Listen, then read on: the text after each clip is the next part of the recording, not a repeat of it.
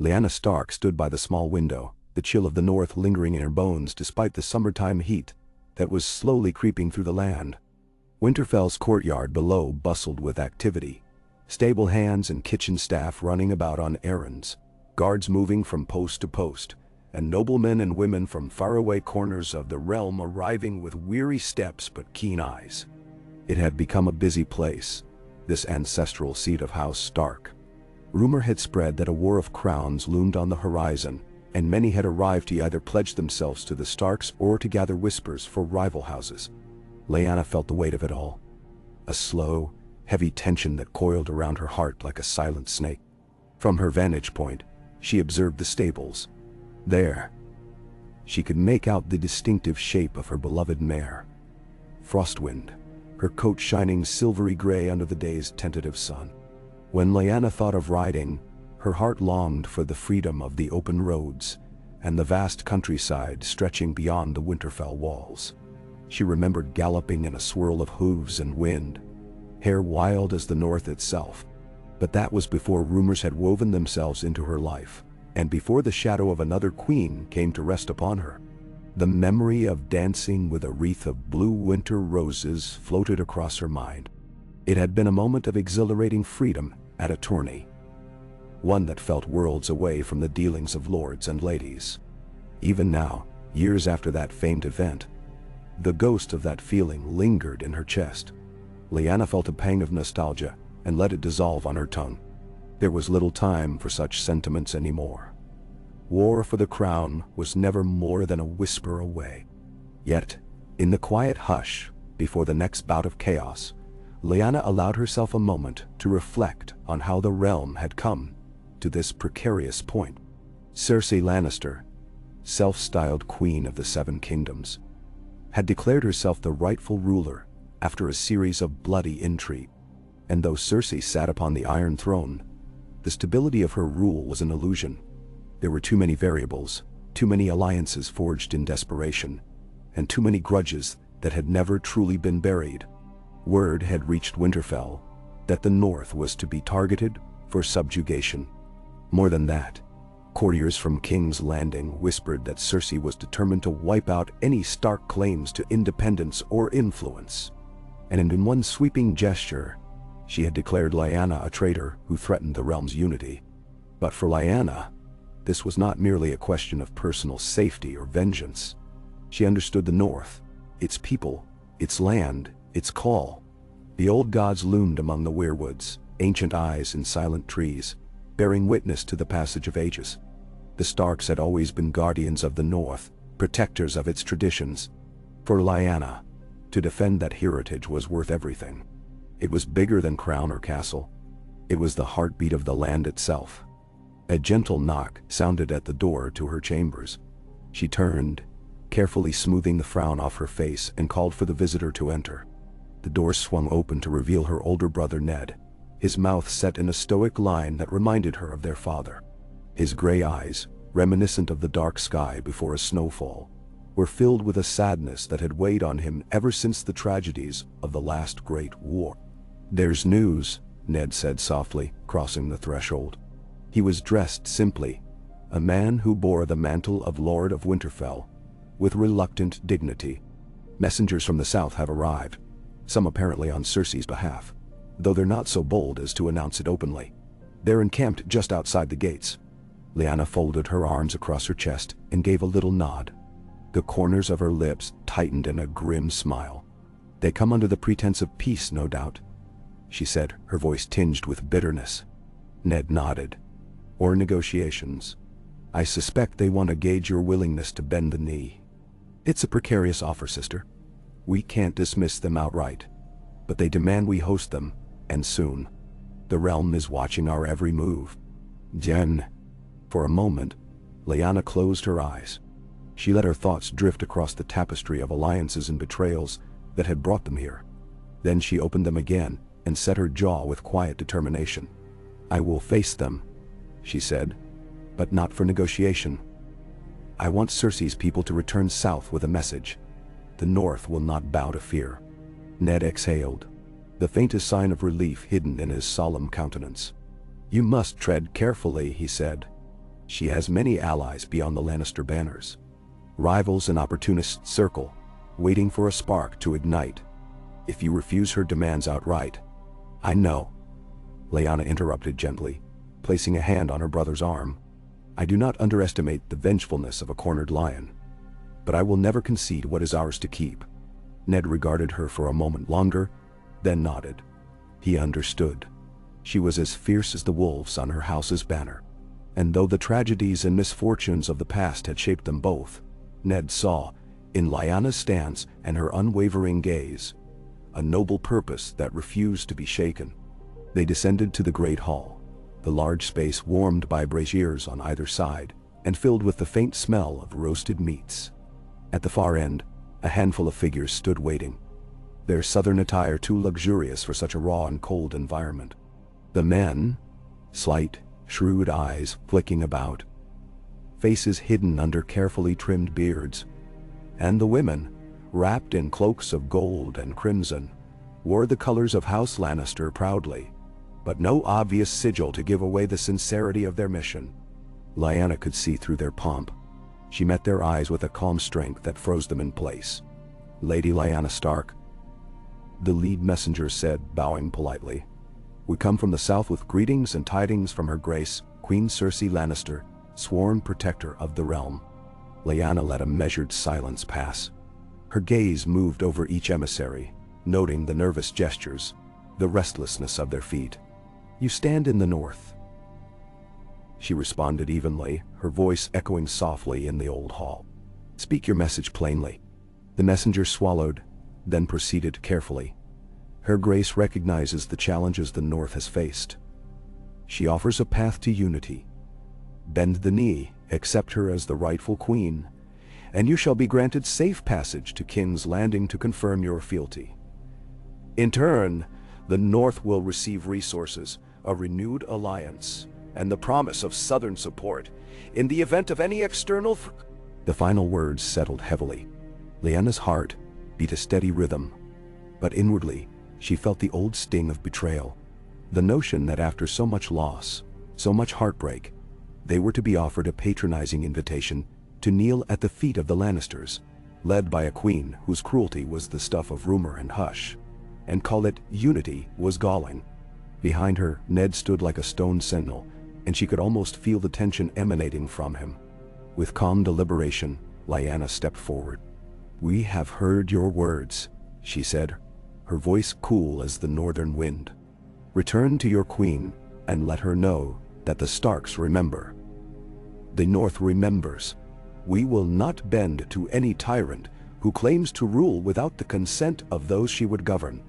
She paused, observing the slight shifts in the messenger's posture, the tremor in his hand, the forced neutrality in his gaze. "Yet know this, the North does not seek needless war. We would willingly work toward peace if your queen truly desires it. But it must be in accord that respects our traditions, our sovereignty, and the sacrifices we have made." "Nenumu? PPC?" The messenger's face reddened slightly, as though he had expected a simpler negotiation. Then, "Shall I report your offer of conditional peace to Her Grace?" "You may report the truth," Lyanna replied, "that if Cersei truly comes to us with honesty and fairness, we will reciprocate in kind. But we will not kneel simply because she commands it." The envoy shifted on his feet, uncertain how to respond to this careful stance. Eventually, he bowed his head. "I shall deliver your words precisely. May the Seven guide us all toward a swift resolution." They left the hall in a flurry of gilded cloaks and quick whispers.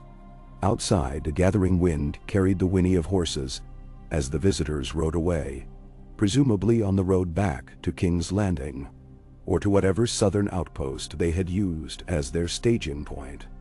For a brief moment, a hush fell over the great hall.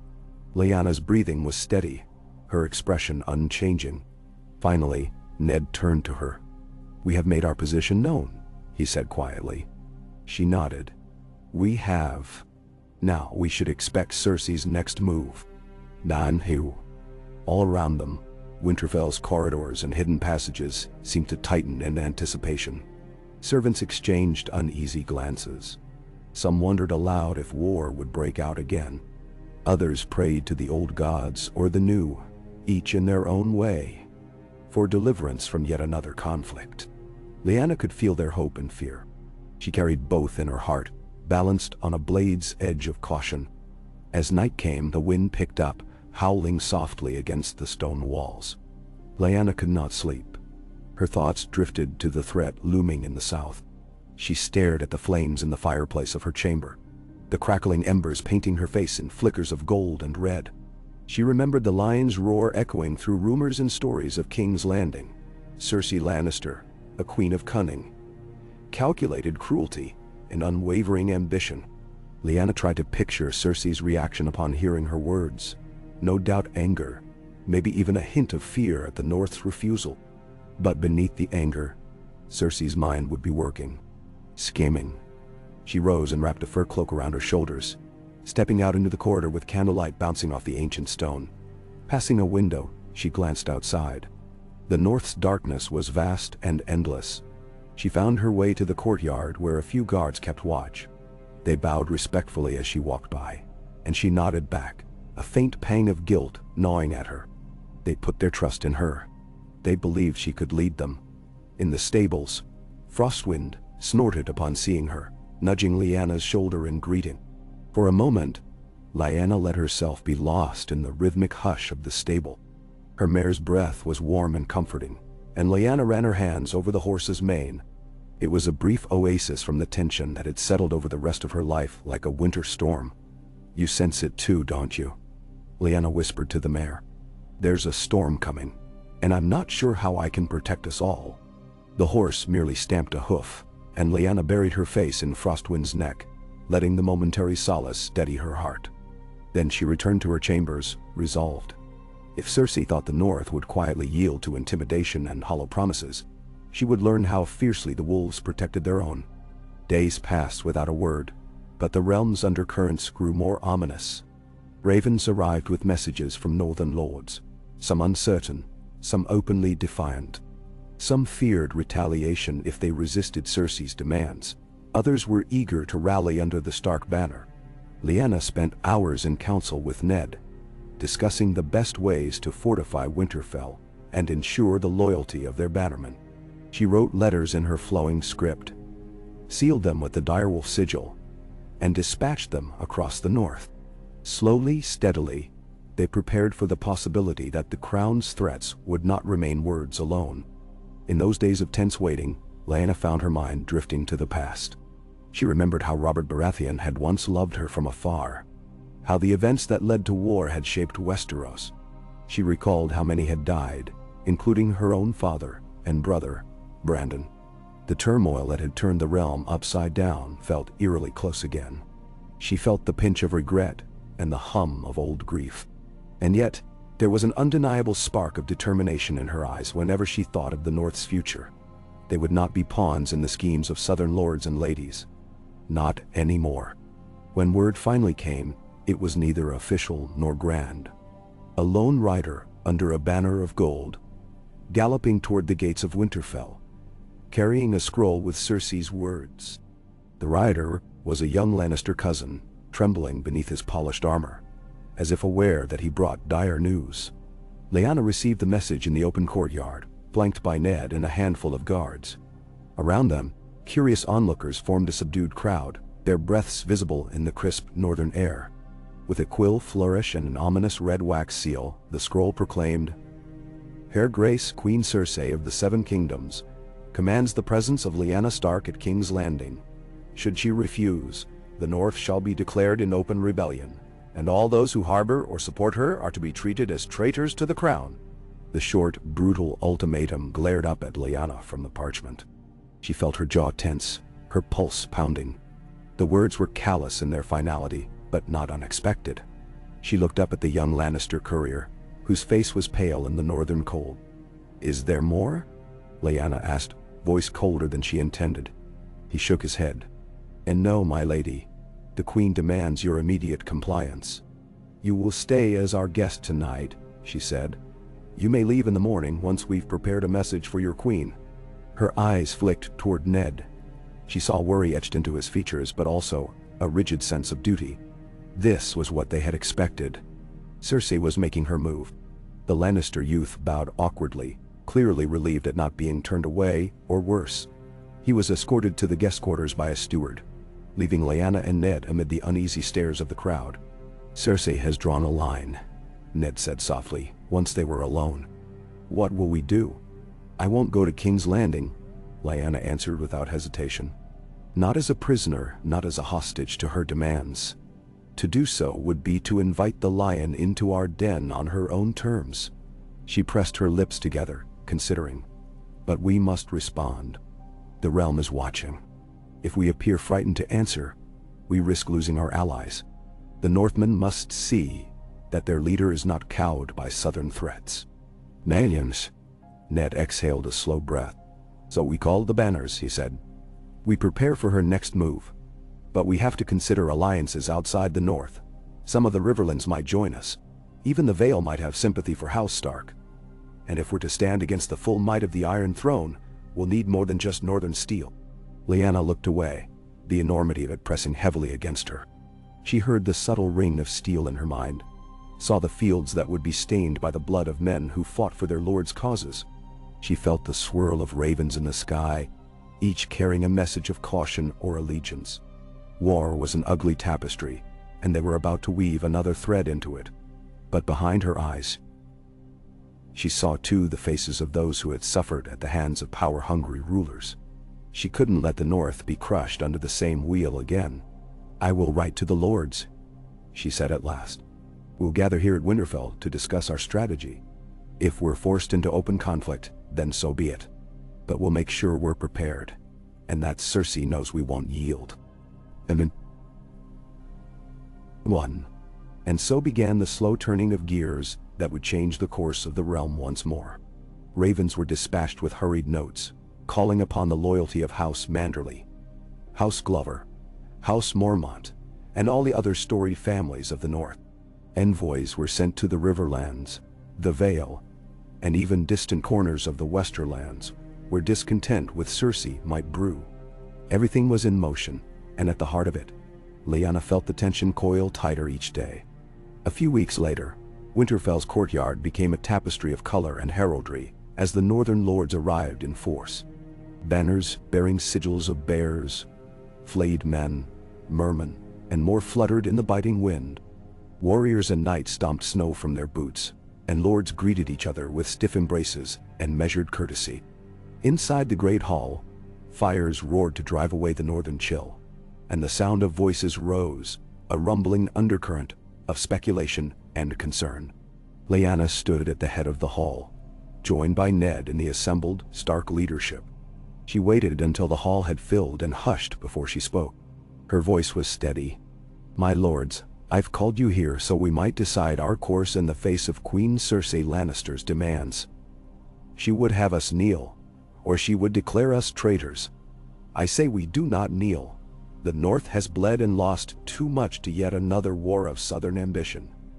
We have kept to ourselves, hurting no one, but now the Queen in the South would demand our submission." A murmur passed through the crowd. Lady Mage Mormont stood, fists at her hips. "House Mormont will not bend to a false queen," she declared. "We follow the line of Stark. We follow Lyanna Stark."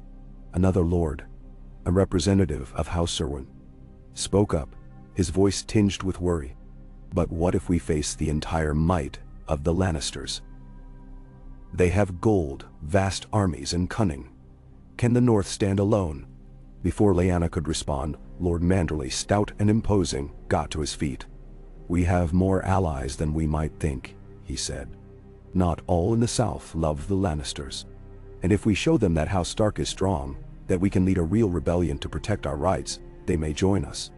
Lyanna allowed a hint of a smile to tug at her lips.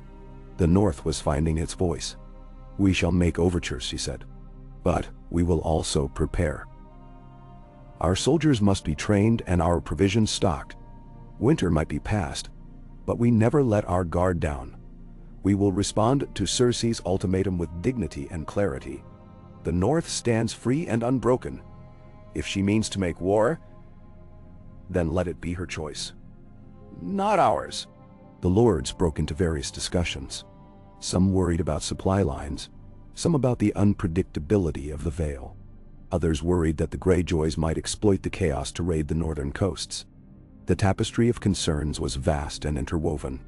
Lyanna listened patiently, offering her thoughts where needed, trusting Ned to address the more practical logistics. For hours, they debated and planned.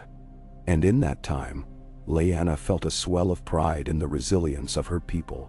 They did not shrink from the threat of a queen's fury.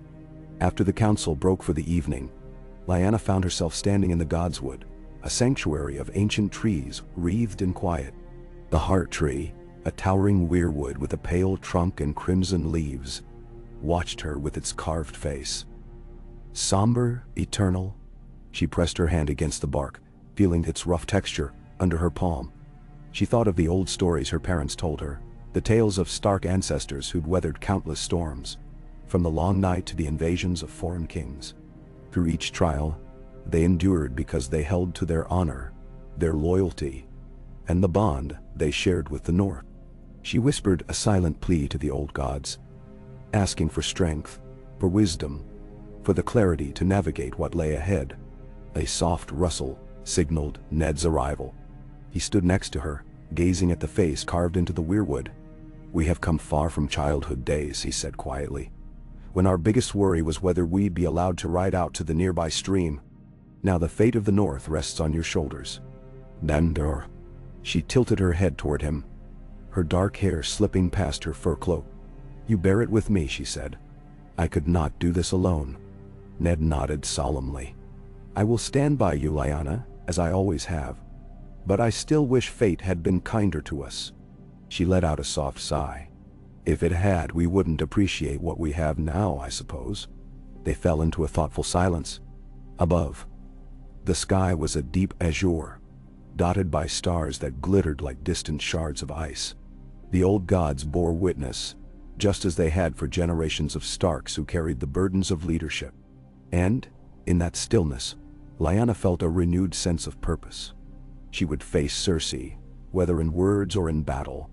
She would stand for the North, no matter the cost. Because it was a fight that transcended personal ambition. It was about protecting the fabric of a land and people she cherished. The morning came with a crisp brightness.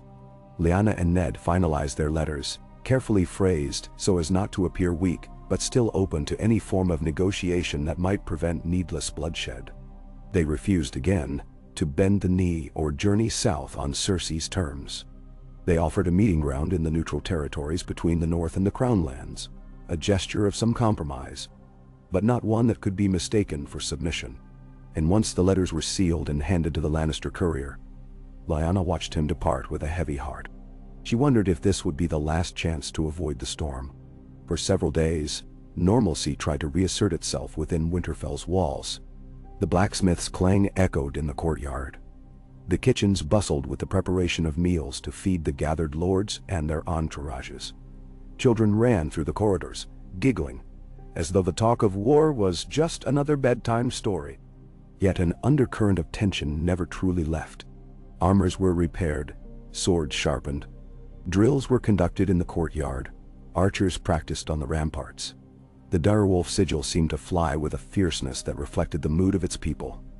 Alert, unyielding. Weeks slid by with no word from King's Landing. The silence itself became ominous. Lords came and went, forging subtle alliances, bringing news of shifting loyalties. Some houses from the Vale hinted that they might provide aid should war erupt, but they remained cautious, not wishing to provoke the Queen's ire prematurely. The Riverlands nursed old wounds inflicted by battles past, so their stance was uncertain. A mosaic of potential alliances and threats began to form, each as fragile as a glass ornament suspended over stone. Then, one sunny afternoon, the hush of waiting was broken. A rider from the south, this time wearing the official sigil of the crown, galloped into the courtyard, dust swirling around him. He was escorted at once to Lyanna, who stood on the ramparts, watching the commotion below. When he reached her, he removed his helm, revealing a weary face damp with sweat. "My lady," he wheezed, "I bear tidings from King's Landing. I've come at all speed to deliver the Queen's reply." Niwi. Lyanna's heart quickened, but she kept her expression calm, nodding for him to continue. The rider cleared his throat, unrolling a scroll. His voice echoed across the stone. Her Grace acknowledges your refusal to attend her court. She declares House Stark and all who side with you in open rebellion against the Iron Throne. She states that if you do not journey to King's Landing within a fortnight to surrender yourself, she will bring the might of the Crown's armies to subdue the North. Furthermore, he paused, shifting uncomfortably. Lyanna narrowed her eyes. Speak on, she commanded. The rider's throat bobbed as he swallowed. Furthermore, to ensure compliance, the Crown has taken one of your allies into custody, pending your decision. Lord Edmure Tully of the Riverlands has been put under guard. His family's well-being depends on your actions. Lyanna's lips parted in shock. A chill, deeper than any northern wind, threaded through her. She felt Ned's presence behind her, his anger radiating. Cersei had shown her hand. Hostages. Threats of innocent lives. This was not negotiation. It was open blackmail. A grim hush fell over the assembled watchers. Lyanna closed her eyes, drawing in a slow breath. She could already imagine Edmure, behind bars in the Red Keep, his frightened family threatened by Lannister soldiers. More than that, she knew other lords would see this as a sign that no one, not even once neutral houses, was safe from Cersei's wrath. It was an audacious power move that hammered home the Queen's message: bend or break. But Lyanna Stark was not one to cower. When she opened her eyes, they glinted with a controlled fury. You have delivered your message, she said. Return to your queen. Tell her the North does not respond to blackmail. If she wishes to speak further, she can do so in good faith. Otherwise, we will meet her armies on the field. The rider shifted as though expecting retaliation. But Lyanna was a Stark, not a tyrant. She would not harm a messenger. He bowed stiffly and hurried away. Lyanna remained on the ramparts, gaze fixed on the horizon. The emptiness of the land, the vastness of the sky, they all pressed in on her, reminding her how tiny any one person's fate was in the grand design. And yet, some fates were not so tiny. Some acts had the power to shake kingdoms. Ned placed a hand on her shoulder. The die is cast, he said, his voice raw. She nodded, her eyes never leaving the distant boundary where land kissed sky. Yes, she whispered. Cersei has forced our hand. That evening, news of Cersei's ultimatum spread through Winterfell like wildfire. Grim acceptance swept over the northern lords. Some had wavered before, but now, seeing the Iron Throne stoop to blackmail, they steeled themselves. House Mormont pledged its warriors. House Glover readied its men. Lords across the north sent messages of support, vowing to protect their homeland at any cost. And so the wheel of war began to turn again. Late at night, Lyanna found herself unable to sleep. She wandered the corridors and found her way to the library, a place of hushed pages and the faint smell of leather and parchment. She ran her fingers along the spines of old tomes, searching for some spark of wisdom or comfort hidden in the histories of those who had come before. Her mind flickered to the stories of queens in the north, of Aegon's conquest, of heroes and heroines who battled impossible odds. Each had their burdens, their heartbreaks, their triumphs, and each, in some sense, had become a legend whose memory outlived their mortal frames. At times, the weight of it all threatened to crush her, but she thought of the people depending on her strength. Men, women, children, families who simply wished to live without the shadow of a tyrant's whim. She thought of House Tully, held under Lannister watch, and her anger flared anew. She closed the tome in her hands, pressing her palm against the ancient cover. This was bigger than her fears. It was about preserving a land and a way of life that she loved. Outside, the moon loomed bright, and the air carried the faintest whisper of an oncoming storm. Lyanna felt it in her bones, a sense of foreboding and inevitability. She left the library and made her way to the great hall, where a few guards were finishing their nightly patrol. They bowed as she entered, and she offered them a brief, respectful nod. Standing by the large oaken table, she imagined the battles yet to come, the clang of steel, the thrum of arrows, the cry of men in the heat of combat. The day's events had set everything into motion. Soon, the North would march. They would face the Lannisters and Cersei's forces, whether in open fields or along the walls of some fortress. And they would do it with the courage that had defined the children of the North for millennia. As if drawn by her presence, Ned entered quietly. He carried a small pitcher of ale and 2 cups. Setting them on the table, he poured each of them a measure. Without speaking, he handed one to Lyanna, and they both drank a silent toast to whatever fate held. After a moment, Ned spoke, his voice subdued. "I've sent scouts south to gather what news they can of the Crown's movements. We need to know how many men Cersei can muster, and if any other regions have wholeheartedly allied with her." Lyanna gave a curt nod. "Yes, knowledge is our best weapon. If she means to break us, she'll throw everything she has at the North." "She will," Ned said. His gaze was distant, lost in the shadows. "But she underestimates us." Lyanna managed a small smile. "She does. The North stands as one pack." She let out a breath. "Still, I wish there were a path to end this without armies clashing." Ned's eyes softened as he looked at his sister. "We will try every path that does not compromise our honor or surrender our freedom," he said. "But Cersei's threats leave little room for peace." They stood in companionable silence, finishing their modest drinks, letting the hour grow late around them. The torches flickered, casting strange shapes on the walls. Outside, the wind moaned. Lyanna felt a tingle, like the footsteps of destiny walking just out of sight. The next morning dawned gray and cool, with gusts of wind scudding clouds across the sky. The training yard was already alive with the clash of wooden swords and the bark of instructions. Lyanna observed the practice from a walkway, noting who showed promise and who needed more drilling. Winterfell's militia was a hardy group, but they would need to be even tougher if they were to face the disciplined armies of the Crown. Over the next days, messengers came and went. Supply carts trundled in and out of the gates, and the blacksmith's forge glowed late into the night. The preparations for war lent the castle an electric urgency. Even in these moments of preparation, Lyanna found herself thinking of her own path. She had never sought a throne, never aimed to be queen of anything. She had been the spirited wolf girl once, riding horses at breakneck speed, dancing with a crown of winter roses.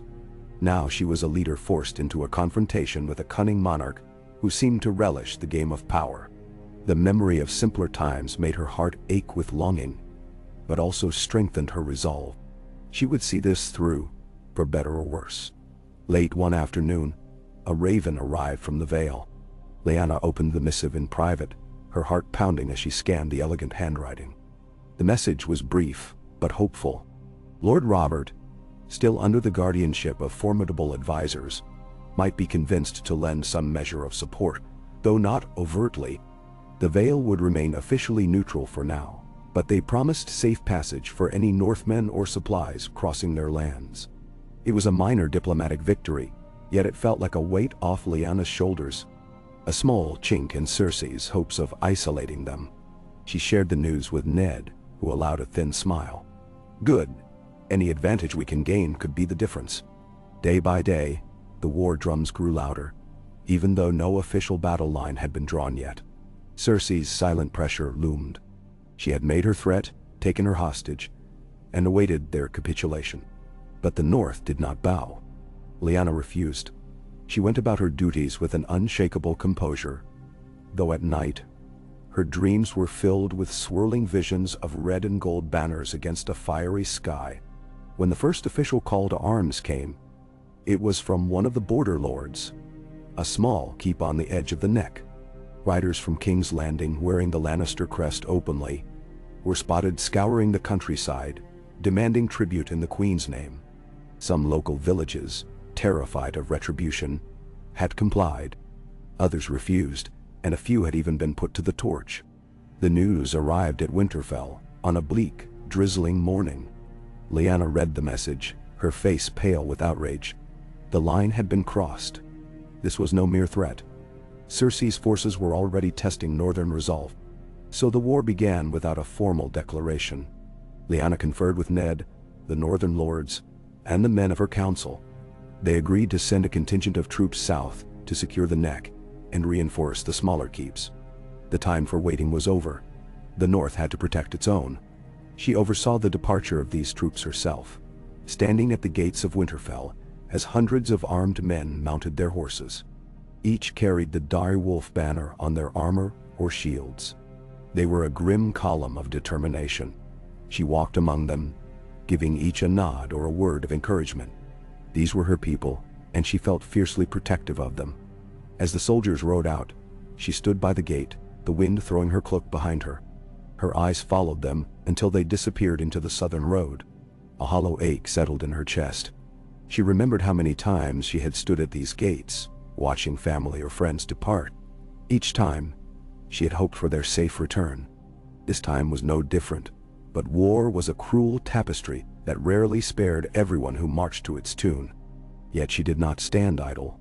In the days that followed, she redoubled efforts to strengthen Winterfell's defenses. Trained archers were positioned on the walls, the armory was stocked, and scouting parties were dispatched.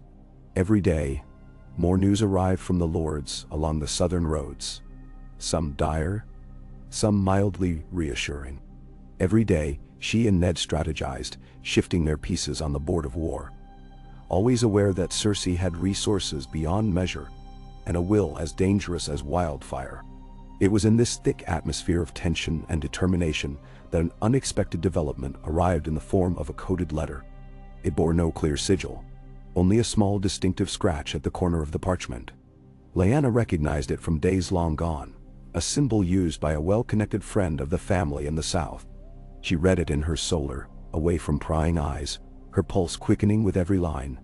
It spoke of unrest in King's Landing, of lords and ladies who whispered that Cersei was overreaching. It hinted that not all in the south supported the Queen's vendetta against the north. Some might be persuaded to undermine her from within. That single letter lit a spark of possibility in Lyanna's mind. Perhaps this war would not be won by swords alone, but by cunning, alliances, and a willingness to exploit the cracks in Cersei's power. She tucked the letter away, vowing to discuss its implications with Ned and her closest confidants. Even in the midst of bleak news, a flicker of hope could be found. Outside, night fell again. The old stone walls of Winterfell bathed in moonlight. Lyanna took a moment to stand on the ramparts, overlooking the courtyard where soldiers bunked, banners flapped, and torches glowed in the darkness. She placed her hands on the cold stone, her breath visible in the chill night air. Her thoughts traveled south, to the heart of the Lannister seat, to a queen whose cruelty and cunning knew no bounds. And Lyanna Stark, often remembered only as the tragic figure who ignited a past war, felt a stirring of purpose. This time, the story would not end in her disappearance or silent heartbreak. This time she stood defiantly at the forefront, a Stark in winter, unyielding, ready to battle for the crown she never sought, but would fight for if it meant the North's freedom. As the night deepened, the wind carried a promise of challenges yet to come. But in that promise, Lyanna heard the howl of a wolf, echoing across the land she loved. It was a howl of defiance, of hope, and of readiness for the storm that would soon break over them all. And in that moment, she felt no fear, only a fierce determination that burned like a star in the dark northern sky. The days lengthened, and a restless anticipation settled upon Winterfell like a frost that refused to melt. Within the castle walls, men and women alike moved with a sense of clear purpose. Some prepared weapons in the armory, sparks flying from heated steel, as the blacksmith and his apprentices toiled at all hours. Others oversaw the inventory of grain, salted meats, dried fruits, stores that could sustain an army for weeks if it came to a siege. In hushed corridors, ravens were fed, readied for flight at a moment's notice.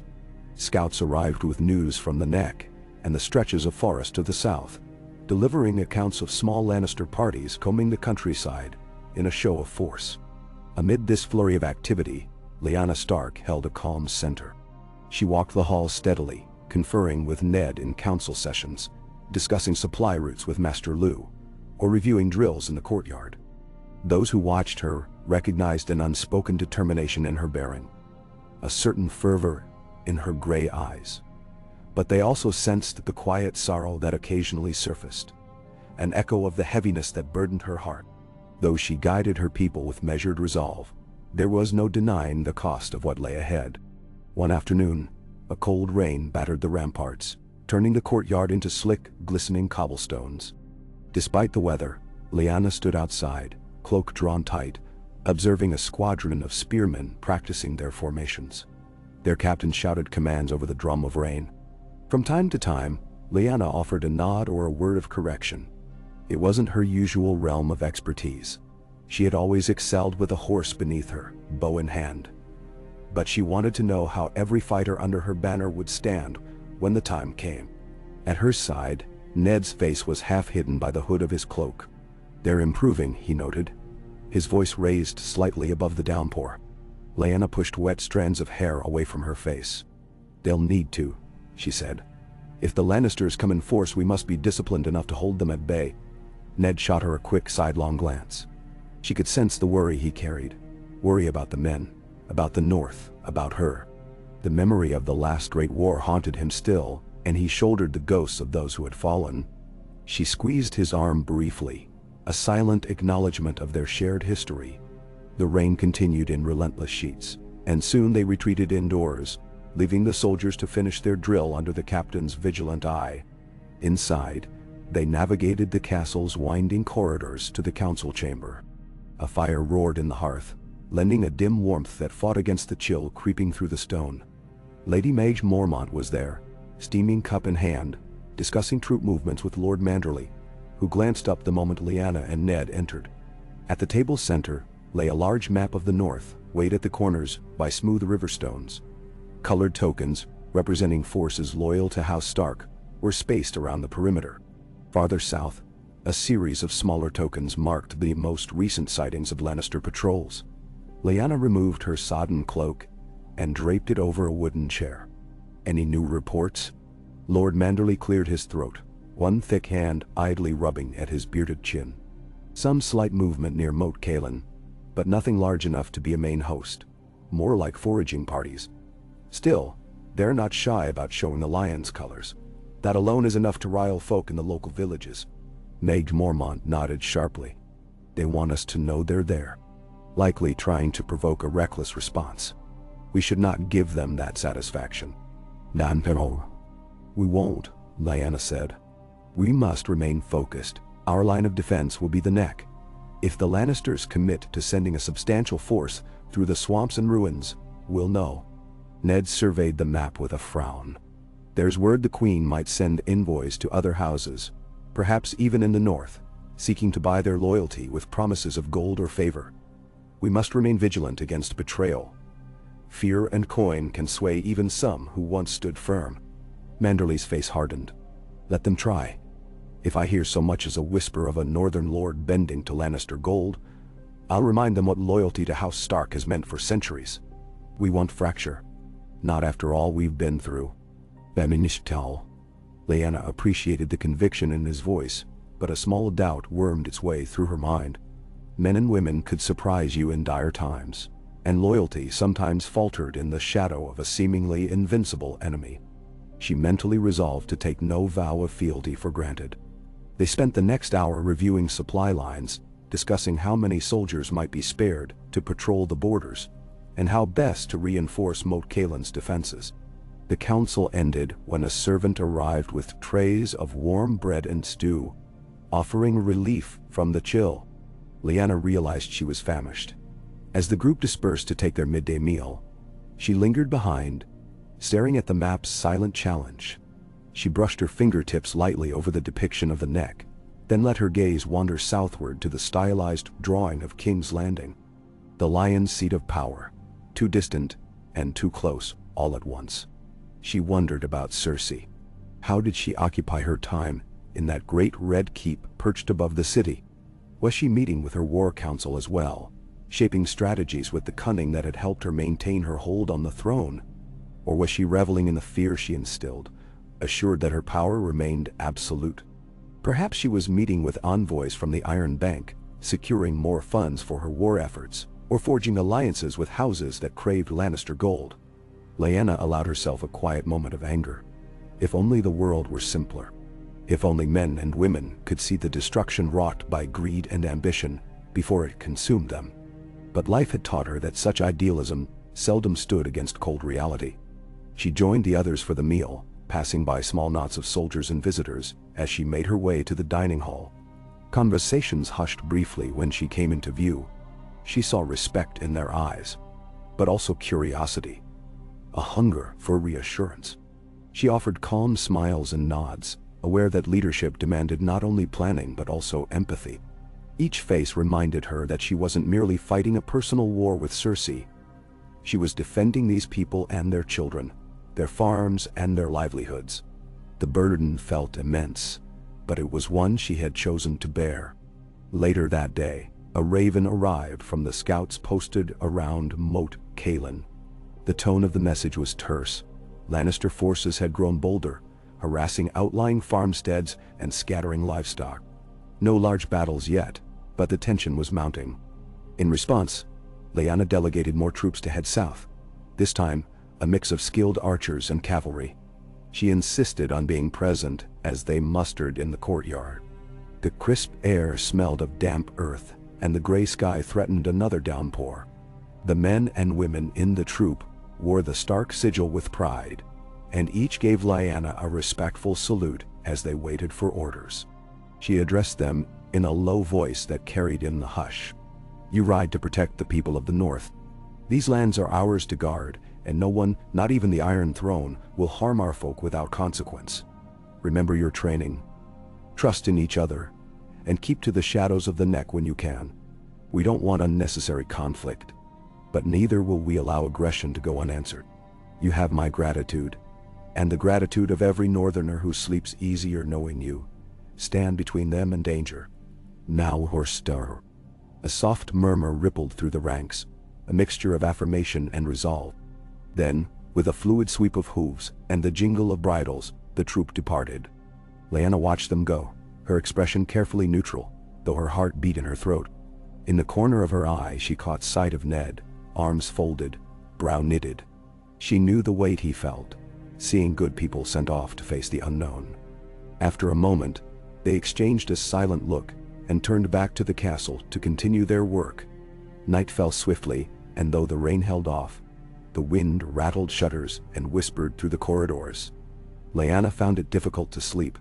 She roamed the halls, occasionally pausing at an arrow slit to gaze out into the moonlit courtyard. Footsteps echoed in far-off corners, the patrols of night guards. From the battlements, she observed torchlight flicker along the walls, reflecting in puddles left from the day's earlier downpour. The vast northern sky stretched overhead, dotted with stars that shimmered cold and distant. Eventually, she sought refuge in the Godswood. The old weirwood's white bark glowed eerily under the moonlight, its red leaves rustling in a soft hush. She let her hand rest against the trunk. This time, her silent prayers were wordless pleas for guidance, a hope that some ancient wisdom might flow through the roots of that venerable tree. If the old gods listened, they gave no sign. Yet, she felt a certain calm settle over her, as though the past and the present converged in this sacred space, reminding her of the lineage she carried and the responsibilities she bore. In the following days, the tension only grew. Reports trickled in of scattered skirmishes. Nothing large-scale, but enough to deepen hostilities. Cersei's small detachments probed the edges of the neck, likely testing the North's response. Each time, Lyanna's forces pushed them back, leaving a few Lannister scouts dead or captured.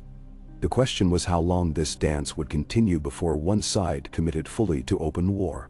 One morning, as Lyanna was seated in her solar going over supply ledgers, Ned knocked softly and entered, a grim look on his face. "Another letter," he said, handing her a sealed parchment. The crest belonged to House Tully, or more precisely, an allied retainer who had managed to smuggle a message out of the Riverlands. She broke the seal, scanning the missive with quick, urgent eyes. The words inside described the deteriorating conditions for Edmure Tully and his household. He remained under close guard, and rumors persisted that if Lyanna Stark did not yield soon, Edmure might face execution, or perhaps his heir would. The letter warned that the Lannisters intended to make an example of any who defied them. Clearly, Cersei believed the threat of harming innocents would bend Lyanna's resolve. Ned's voice was hushed. Cersei is tightening her hold on the Riverlands. If Lord Tully is lost, we lose more than an ally. We lose a moral victory for every house that's been wronged by the Crown's overreach. Now spare winds. Lyanna's fingers clenched around the edges of the parchment until the paper threatened to tear. The savage cruelty of the threat seared her thoughts. She had no illusions that Cersei would refrain from using any tactic necessary, but the notion of Edmure, or his family, suffering for her refusal to kneel reignited a cold fury in her heart. She forced herself to breathe slowly, carefully. I won't let Cersei's blackmail decide the fate of the North. But we should consider if there is a way to help Lord Tully. Perhaps we can coordinate a rescue or a stealth mission. Ned frowned, half in agreement, half in caution. It would be exceedingly dangerous, and we'd need to find a way past Lannister lines, into the heart of the Riverlands, and then extract him from wherever they hold him. Doing so might risk even more lives. I know, Lyanna acknowledged. But if we don't act, what does that say to our allies? That we allow Cersei to threaten and kill without opposition? That we stand by while she terrorizes our friends? He studied her carefully, the lamplight casting shadows across his solemn features. We'll take it to the council. Perhaps a small band of skilled fighters could attempt something. But we have to weigh against the larger picture. If we lose many men in the attempt, Cersei would gain yet another advantage. And if it fails, she'll punish Edmure's family all the same. She placed the parchment aside, shoulders tense. I know. But war is often about balancing the impossible with the intolerable. They fell into a shared silence, each lost in the labyrinth of consequences. Finally, Ned left to arrange a meeting of the lords at day's end. Alone, Lyanna let her head rest in her hands. She felt the burning sting of tears. Tears of anger, frustration, and sorrow for the innocent families who always seemed to pay the highest price when rulers clashed. She quickly brushed them away, reminding herself that she had to remain strong. That evening, the great hall was alive with torchlight and hushed conversations.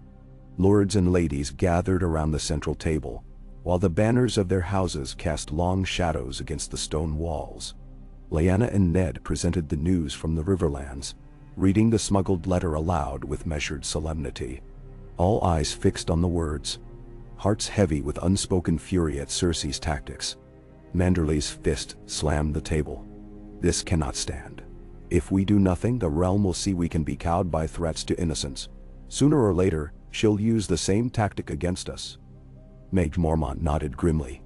Yet, do we have the resources to stage a rescue? Our forces are spread. We're bracing for a full-on attack in the neck. Dividing our strength could leave us vulnerable. And a chorus of voices rose. Some advocated immediate action, others urged caution, reminding the assembly of the precarious state of the North's defenses. Lyanna listened, weighing every word. Eventually, she raised a hand for silence. The hall stilled, and all eyes turned to her.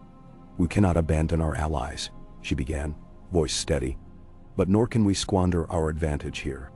If we stretch ourselves too thin, we risk losing the neck. If that happens, the Lannisters march straight to our gates. That is a risk I will not take. Bemina. She paused, considering how best to articulate her intentions. We will continue to gather intelligence about Edmure's exact location and the level of security around him. If a clear opportunity arises, we will act quickly. In the meantime, I will reach out to other houses in the Riverlands. Those who may be sympathetic to Tully's plight. They might be better positioned to coordinate a rescue from within. Though the tension in the hall remained palpable, the lords seemed to accept this pragmatic approach. One by one, they expressed agreement or concern, but no one openly opposed the plan. The meeting ended on a somber note, the flickering torches reflecting the uncertainty that hung over them all. In the days that followed, scouts returned with a fresh wave of troubling reports. Lannister forces were gathering in greater numbers farther south. Word spread that Cersei had bolstered her armies with sellswords. employing a mercenary company rumored to be brutal and efficient. The northern outposts began to see coordinated attacks on supply wagons, caravans traveling to Winterfell, even the occasional skirmish with outriders, testing the edges of Stark patrols. Bit by bit, the conflict edged closer to a true confrontation. Lyanna's life became a perpetual cycle of councils, training inspections, letter writing, and stolen moments of rest. She pressed on, her will ironclad, though the strain etched itself into the lines around her eyes. By the time 2 weeks had passed, it was clear that the lull before the storm was over. War was at their doorstep. The decisive moment came in the form of a large-scale raid on a northern settlement, just beyond the Neck. Refugees arrived at Winterfell's gates. Tired, traumatized families who had seen their homes burned, livestock stolen, and loved ones taken or killed. In tears, they recounted the sight of Lannister banners and the roars of men who claimed to be acting in Queen Cersei's name. It was an unambiguous assault on northern territory. Upon hearing the refugees' plight, Lyanna felt a leaden fury settle in her chest. She called for an immediate war council, the largest yet assembled, and the great hall filled swiftly with lords, knights, and key advisors. The mood was electric, tinged with fury and heartbreak. Every face reflected the realization that the confrontation they had labored to avoid was now unavoidable. "We can't allow our people to be butchered," Lyanna said quietly, but with an intensity that rang like steel. "Cersei has made her choice. She brings war to our threshold. We must meet it." "Mason." No one disagreed. Plans were made to send a sizable force south, including cavalry, archers, and infantry. Over the next few days, the courtyard thundered with the sound of hooves as the northern host mustered. Banners from each loyal house fluttered overhead, snapping in the cold wind. Soldiers, grim-faced, checked their armor and sharpened blades.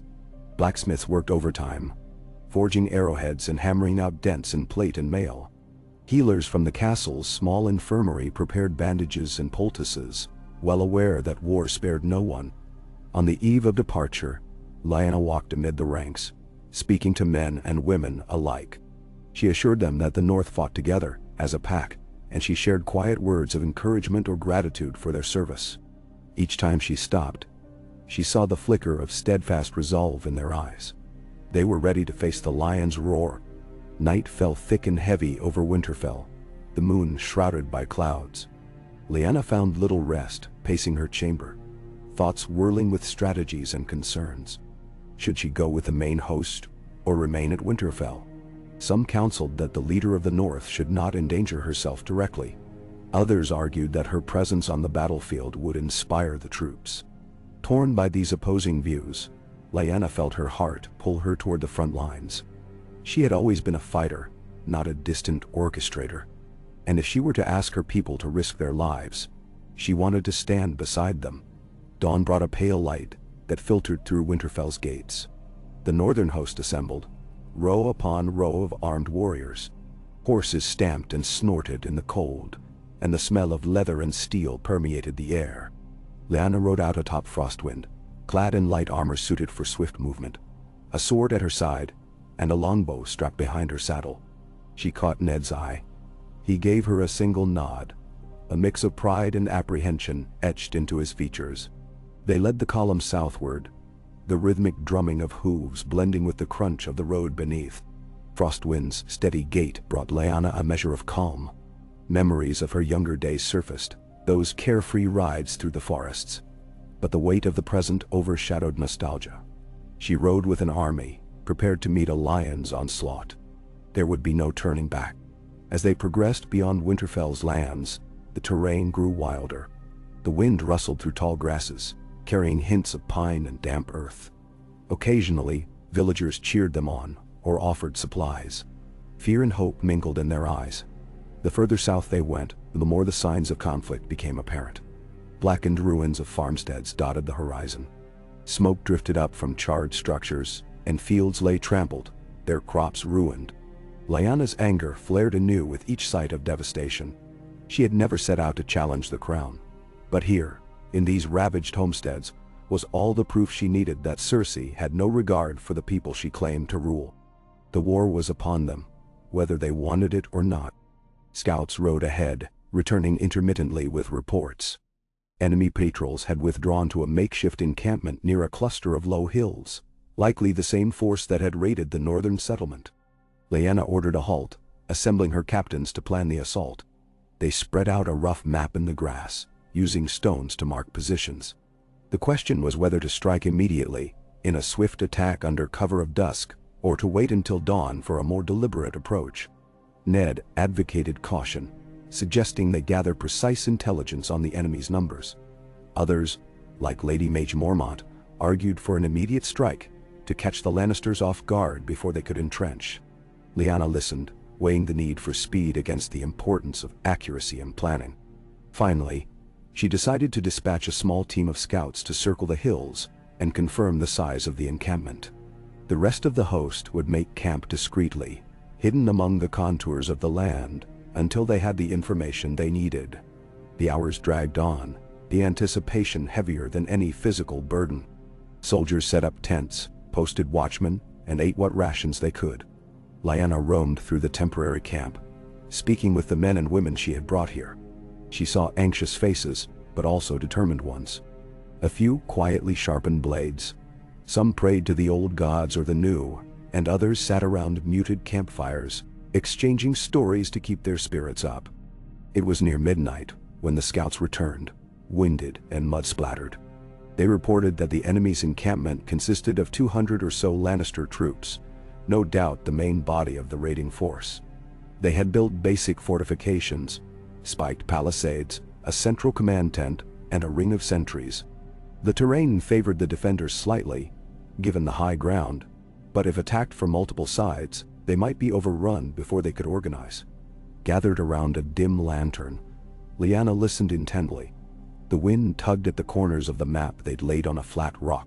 Ned, Maeg, Lord Manderly, and several captains leaned in. "We outnumber them," Mage pointed out. "If we attack from 3 angles, they'll be hard-pressed to defend all fronts. Especially if we come at them under darkness." "No." Ned's expression was grave. "They might have archers stationed along the palisade. Advancing over open ground at night can be risky if we're seen too soon." Lyanna considered the angles.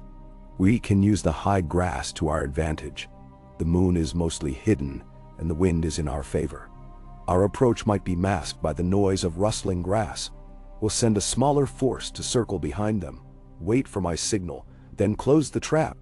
Her gaze swept over her assembled allies. Each face reflected the acceptance of this plan. No one flinched from the danger. Manderly's jowls trembled with a slight excitement. Maeg Mormont cracked her knuckles, the ghost of a grin tugging at her mouth. Even Ned, typically cautious, gave a solemn nod, though his worry was plain as he glanced at Lyanna. Preparations moved quickly.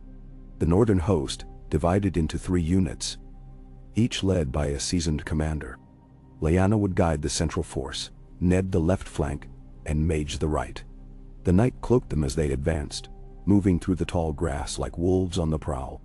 The distant glow of the Lannister campfires illuminated the hilltop, revealing the outlines of tents and the silhouettes of sentries.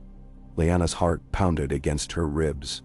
Despite her resolve, the thought of real battle, of blood and steel and the cacophony of warfare, fluttered in her stomach. Yet she pressed on, trusting her instincts and the skill of the soldiers she led. Frostwind snorted softly beneath her, picking a careful path. The wind carried the faint aroma of smoke, the muffled conversation of enemy soldiers who had no inkling of the storm about to descend.